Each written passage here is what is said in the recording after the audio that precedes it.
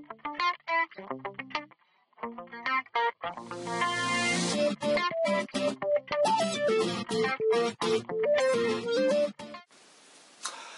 have been working on new Tortuga scripts today, or I have been wanting to work on new Tortuga scripts. Today it seems like I am having a little bit of a block, and so I'm going to talk about that. I haven't written in a while. I've been working on at least not anything in a script type form. I've been working on mostly nonfiction, mostly stuff for my speeches and all that. Even now, my brain is a little fuddled. So how do I jump back into this? How do I get back into the whole writing game? Well, part of what I've been doing is sitting in front of my computer here and just waiting for something to come at me and playing with a couple of ideas, and nothing seemed to come. So, and then I go over here and lay down on my messy bed, all the while still trying to think of things and just letting the stuff work subconsciously, and I know that it will come to me. Earlier, I've been looking at some of my sci-fi fantasy writing and hoping to work on that again, and rereading that, and even as I'm starting to look back at that, the connections are starting to form in my brain, and starting to go, oh, I need to work on this, I need to bring this part of the aspect of the story together, etc., etc. But the Tortuga scripts, specifically the new Christmas show for next year, at the end of next year, we hope.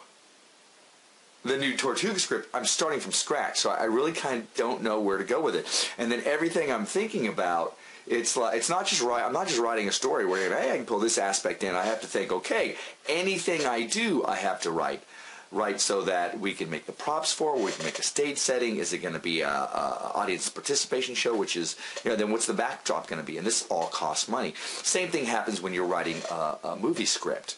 When people or production companies are looking to do a movie, they're going to look at a script, and if it's the budget is going to be too high because it's so fantastical, they may pass. But if it's, we can shoot this in a city, it's easy. The cost is going to be lower. We can use this, unless, of course, you're a blockbuster writer. Back it up to the Tortuga Twins comedy productions. Hey, yeah, we can bring some things to life, but unless we're filming it, all of our setting we have to make and be able to, by hand, and be able to change on a stage, which is what we're talking about doing. So all of that preamble is, what do you do when you're having kind of a block? Well, for me, it is sit down and work on the thing that you're talking about, that you're thinking about. See what ideas come to light. Sit in front of your computer, stare into the blank page, or lie down on your bed and let the stuff gestate subconsciously. And eventually something will come up, and as that idea sparks, you put that down, and then you build from that idea. My problem is I haven't had any ideas spark. So I've given it about an hour, and then I'm going to begin working on something else. I have a couple of other projects, like I said, my fantasy book that I've been working on before, and also my new book for Modern World, which is what I'm probably going to be jump onto after I go to the gym.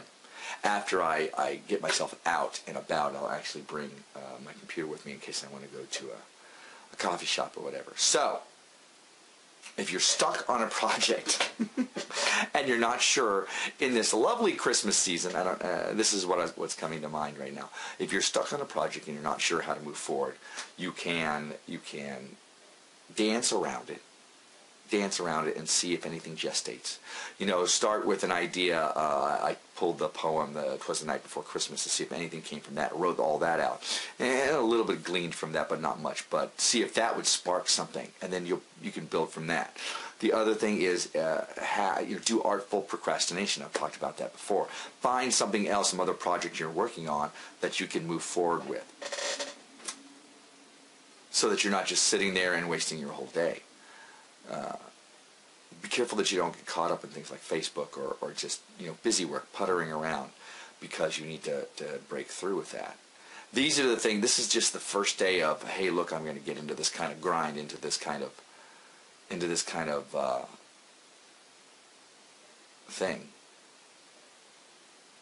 that I'm going to be doing Of course, later on today, I have to work on my show for The Other Side of Live, which is easy peasy. I already know things I'm going to do for that. This is starting a new project. So, get your successes where you can. Have your list of things that you can work on. You know, what I was doing for my fantasy novel at first, if a scene ran dry for me, I'm able to jump around. I don't have to do things linearly. So if another scene was coming to life, I would work on that scene and then come back. So you can do all those things. The trick is to keep yourself moving, to keep yourself motivating, and to know that it will come. You know, if you sit there, you put your butt in the chair and you work on whatever project it is, you know, the ideas are going to come. It's going to flow, and you have to have the confidence in yourself. You have to have a big enough ego to know that when you're in the middle of a dry spell, you're in the middle of a dry spell, or at the beginning of one where you're just like, oh, how do I start this thing? You're not going to sit there and go, oh, I can't do this. I'm no good at this. That's crap. Get beyond that. Believe in yourself enough to know this is just the desert before I hit the spring. This is just the winter before I hit the spring. And the ideas will come. You know, believe in yourself. Move forward. Find something else that you can work on peripherally. Trust in the process. Those are the things that I do. And as you can see by my career, they work for me. And as you will see by whatever project you're doing or whatever career you're following, they will work for you. Perseverance is the key. Ass in chair. And that's a quote from some writer whose name I can't remember, which I know you love from me. But there you go. It's that kind of day, and I'm going to enjoy it. Welcome to my modern world.